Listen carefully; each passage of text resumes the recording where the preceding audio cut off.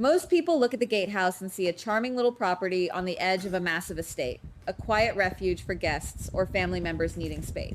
But if you ask me, that quaint little house is actually the most dangerous piece of real estate in town.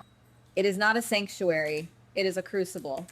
We have been conditioned to think that the main mansion is where all the power plays and emotional explosions happen, while the gatehouse is just a backdrop for domestic bliss or temporary exile. I completely disagree with that assessment. I think we are about to see the gatehouse transform into the epicenter of a massive emotional earthquake, specifically for Michael and Willow. Let us take a step back and look at the current landscape these two are navigating. Willow is currently drowning in a sea of chaos, desperately trying to finalize her divorce from Drew, who has proven to be incredibly manipulative, vindictive, and dangerous. Meanwhile, Michael is officially closing the book on his disastrous entanglement with Jacinda, especially after that horrifying incident where Jacinda spiked a drink meant for Willow, putting Wiley and Amelia in grave danger. Both Michael and Willow are standing in the wreckage of their respective relationships, completely single and entirely exhausted. They are retreating to the gatehouse to lick their wounds and focus on what truly matters to them right now, their children. Now, the obvious soap opera trope would be for them to instantly fall back into bed together the second they are both single. But honestly, that would be incredibly boring and entirely unearned. What makes this impending chapter so fascinating is their profound reluctance. Michael and Willow do not want to rekindle their romance. They are terrified of repeating past mistakes and reopening old wounds. They are telling themselves, and everyone else who will listen, that they are strictly maintaining a co-parenting dynamic for the sake of Wiley and Amelia. They want boundaries. They want safe, predictable routines without the messy complications of love. We can already see this dynamic taking shape if we look closely at their recent interaction. Think about how fiercely Michael reacted when he realized Jacinda had drugged Willow. His immediate instinct was not romantic jealousy or possessiveness. It was pure primal protection for the mother of his children and the kids themselves. He rushed to intervene before woozy Willow could put the car in drive and cause a tragedy. That is the anchor here. Michael and Willow are bound by their shared devotion to Wiley and Amelia. They are living in close proximity, sharing meals, managing bedtimes, and navigating the exhausting reality of raising kids, all while desperately trying to pretend that the air between them is not thick with unresolved history. But proximity breeds intimacy, whether you want it to or not. This is where the subtle shift begins. Michael has spent months, if not years, seeing Willow through a lens of conflict, betrayal, and intense frustration. He has seen her make terrible mistakes, keep massive secrets, and align herself with people who actively sought to destroy him. He has actively tried to push her out of his romantic life. Yet, in the quiet, unguarded moments at the gatehouse, that negative image starts to fracture and dissolve. Picture this scenario. The house is finally quiet, the toys are put away, and Michael watches Willow soothing a crying Amelia or patiently reading a bedtime story to Wiley.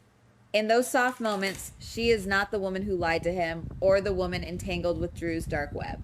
She is gentle, incredibly patient, and fiercely loving.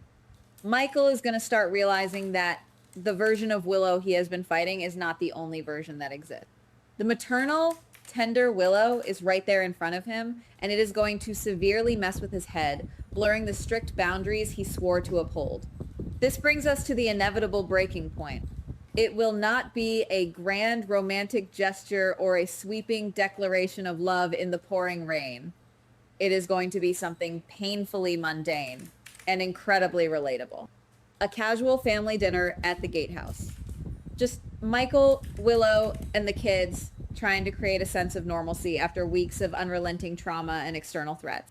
The kids finally go to sleep. The kitchen is an absolute mess, and they open a bottle of wine just to decompress and breathe for the first time all day. This is where it gets interesting. Alcohol in these situations does not magically create feelings out of thin air. It simply dissolves the heavy iron gates we build to keep our true emotions locked away. As they share that bottle of wine, the sheer exhaustion and the alcohol will strip away their carefully constructed defenses. The conversation will shift from school schedules and pediatrician appointments to something much deeper and far more dangerous. Michael will look at Willow, really look at her. with eyes that are no longer clouded by anger or resentment. Willow will look back and realize the magnetic pull she feels toward him has never actually faded, no matter how hard she tried to bury it.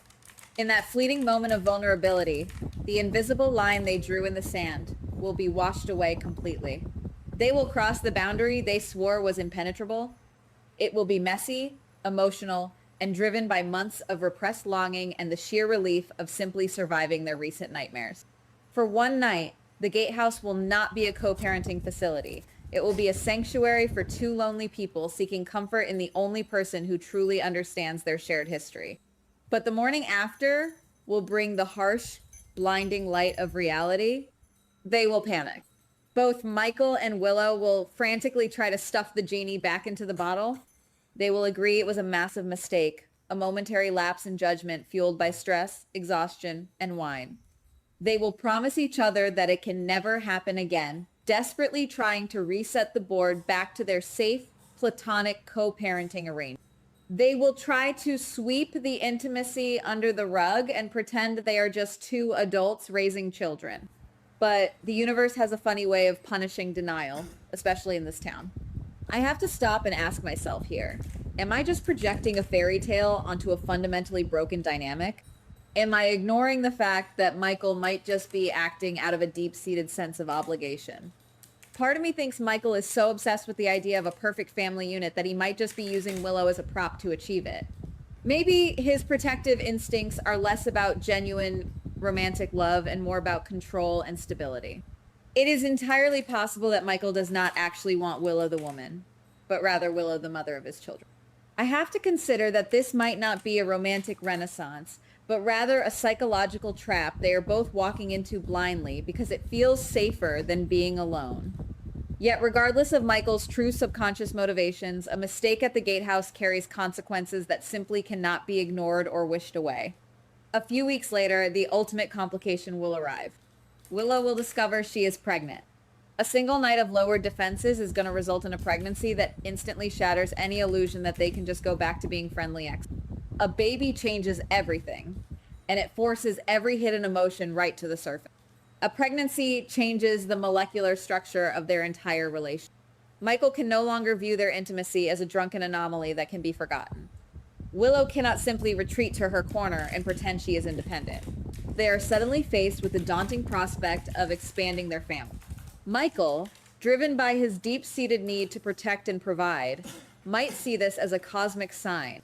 He might start pushing for a real reunion, arguing that they should stop fighting their connection and build a new, solid family with Wiley, Amelia, and the new baby. We have seen Michael do this before. When faced with a crisis involving his children, his instinct is to consolidate and secure the perimeter. He will likely throw all his massive resources and emotional weight into making sure Willow feels safe and supported, completely blurring the lines between co-parenting duty and romantic devotion. He will want to be the hero, the steadfast patriarch standing tall at the gatehouse, shielding his growing family from the outside world. He will try to convince Willow that this is their destiny. But we know this town never lets anyone have an easy path to happiness. Just as Michael and Willow start to navigate this terrifying new reality and consider a real future together, a massive ghost from the past is going to walk right back into their lives.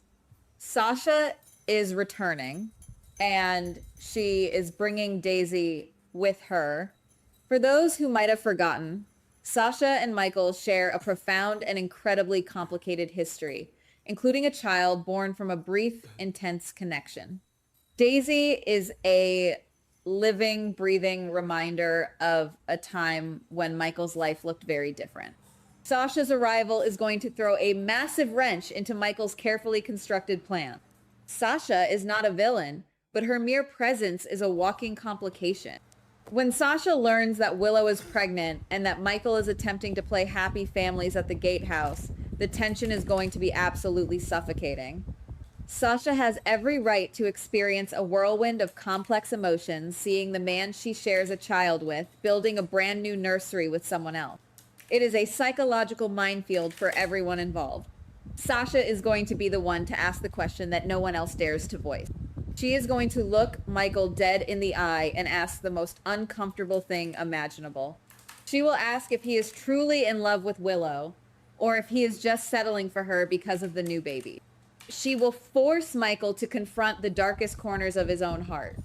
Is he choosing Willow out of burning passion and genuine desire, or out of a rigid sense of familial duty and a desperate need to keep his children under one roof? This question is the ultimate ticking time bomb. If Michael admits, even to himself, that his feelings for Willow are genuine and deep, it will devastate Sasha, forcing her to accept a painful reality about her own place in his life. But if Michael hesitates for even a fraction of a second, if he shows any doubt when answering Sasha, Willow will sense it immediately. Willow, already insecure, overwhelmed, and hormonal, will begin to spiral.